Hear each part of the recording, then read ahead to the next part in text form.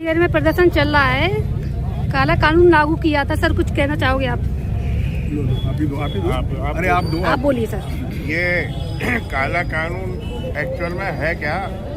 पूरे जब से भारत में स्वतंत्रता आई है 78 सालों से, तब से सिर्फ राजनीतिक दल एक ही प्रक्रिया अपना रहे हैं कि किसी भी तरह से जो सवर्ण आवाज उठाता है, जो लड़ता है देश के लिए, उसकी आवाज को बंद कर रहे हैं। तो पहले वो SC/ST एट्रोसिटीज एक्ट लाए, उससे दमन किया। अब उनने एक ऐसा कानून ला दिया जिससे देश में जो प्रतिभाएं, जो आने वाले भविष्य हैं, उन बच्चों को इस तरह से दबा दिया जाए कि वो ना तो शिक्षा प्राप्त कर पाए, ना ही देश को प्रगति की ओर ले जा पाए, और जात बिरादरी के आधार पर उन्हें आपस में लड़ा के उनके खिलाफ केस दर्ज कर इस देश को गर्त में डालना, सवर्ण को इतना पतन कर देना कि वो अपनी आवाज बंद कर ले, क्योंकि उसी की आवाज से सत्ताएं बदलती हैं। लेकिन इस बार सवर्ण शांत नहीं होगा। सवर्ण इस बिल को वापस करा के ही दम लेगा। इस बिल का अंत होना सुनिश्चित है। अभी स्थगन किया है सुप्रीम कोर्ट ने, और हम प्रोटेस्ट करके पूरे देश में इस लड़ाई को अंत की ओर ले जाएंगे। ये हमारा संकल्प है। जय जय श्री राम। जय श्री राम। नहीं चलेगी, नहीं चलेगी। जिंदाबाद, मुर्दाबाद। मैडम आप लोग आगे आ जाओ, थोड़ा सा रास्ता जाम मत करो। हम लोग डटे हुए UGC जो कानून है उसके विरोध। समाज बोला है, सिंहासन डोला है, और समाज बोला है, सिंहासन डोला है, समाज बोला है। मोदी तेरी तानाशाही नहीं चलेगी, नहीं चलेगी, मोदी तेरी तानाशाही नहीं चलेगी, नहीं चलेगी। नरेंद्र मोदी मुर्दाबाद, मुर्दाबाद, मुर्दाबाद। तराजू अटल भाई मिलकर मांगो तराजू अटल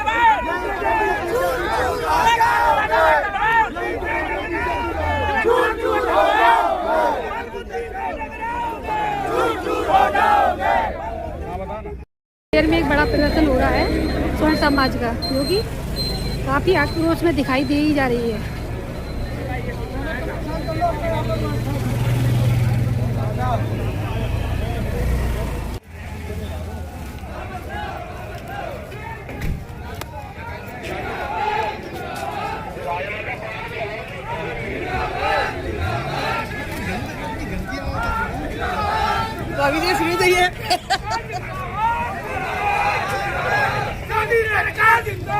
जिंदाबाद, जिंदाबाद। मोदी तेरी तानाशाही नहीं चलेगी, नहीं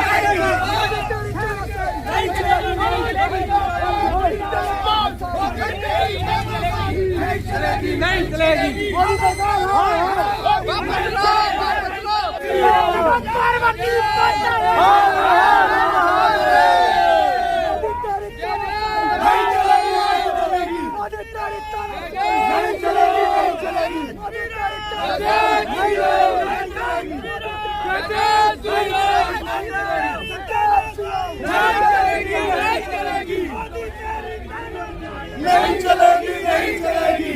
जय भवानी, जय भवानी, जय भवानी, जय भवानी,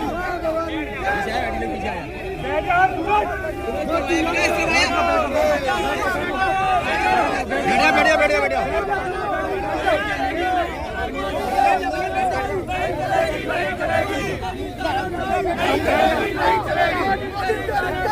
नहीं चलेगी, नहीं चलेगी। मोदी तेरी तानाशाही नहीं चलेगी, नहीं चलेगी। UGC roll back, roll back, roll back, UGC roll back, roll back, roll back. Modi तेरी तानाशाही नहीं चलेगी, नहीं चलेगी, मोदी तेरी तानाशाही नहीं चलेगी, नहीं चलेगी। मुर्दाबाद, मुर्दाबाद, मुर्दाबाद, मुर्दाबाद, जिंदाबाद, जिंदाबाद, जिंदाबाद, जिंदाबाद। मोदी तेरी तराजू तलवार जिंदाबाद, जिंदाबाद।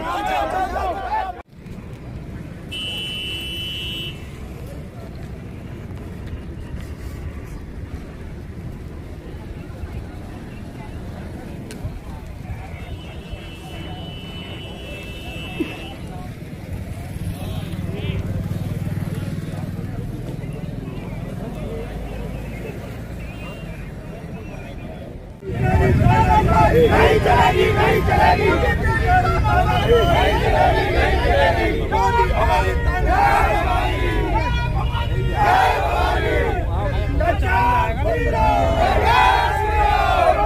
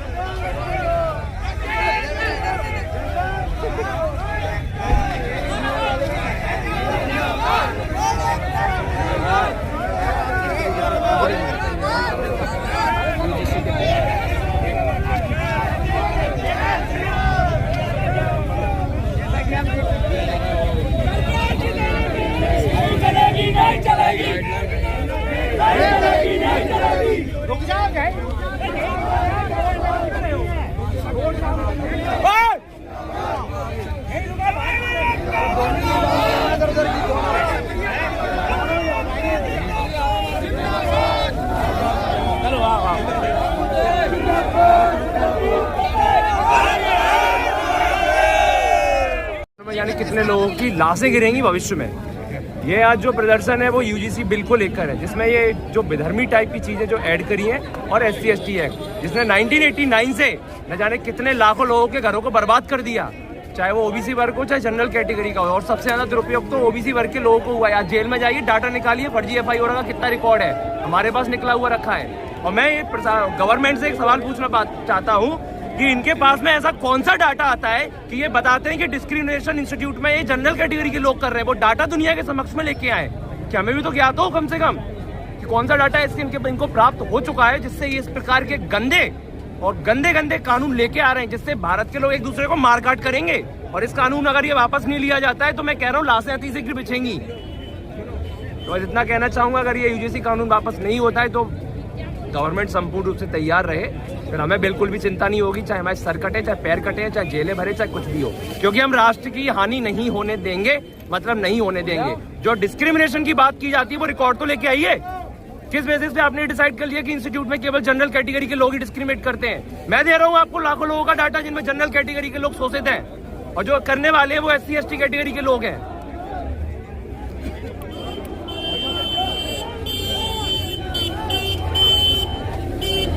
यूजीसी जो लागू किया है अभी, उसमें क्या क्या हानि होने वाली है सर? ये सर्वप्रथम जो हानि है, इसकी आवश्यकता क्या पड़ी? 2012 में अमेंड होकर सामने वो चीजें आ चुकी थी। अब आपको ऐसी आवश्यकता क्या पड़ी कि आपको SC/ST OBC के लिए विशेष रूप से लेना पड़ा? वो क्या आवश्यकता पड़ेगी? वो आवश्यकता को तो प्रदर्शित कीजिए दुनिया के समक्ष में। आप मालिक नहीं है, देश के नौकर हैं, चुन के हमने भेजा है। आप हमारे ऊपर रूल नहीं करेंगे, हम आपके ऊपर करेंगे। देश की सरकार हम स्वयं है, भारत की जनता है देश की सरकार। तो ये SC/ST OBC जो डाटा आपने जिस हिसाब से ये लेके आए हैं, वो डाटा तो दुनिया के सामने लेके आए जो, और इसमें जो अनकॉन्स्टिट्यूशनल चीजें हैं वो ये है। Now what about right to equality, जो भारतीय संविधान पूरे समक्ष सारे नागरिकों को देता है, उसके बारे में आपने ख्याल नहीं किया। आपको ऐसी चीजें बनाने की आवश्यकता कैसी पड़ गई? इसमें जो इक्विटी कमेटी बनाई जाएगी उसमें आपने कोई ऐसी चीज सामने हमारे लेके नहीं आए कि क्या कैटेगरी उनकी योग्यता क्या हो।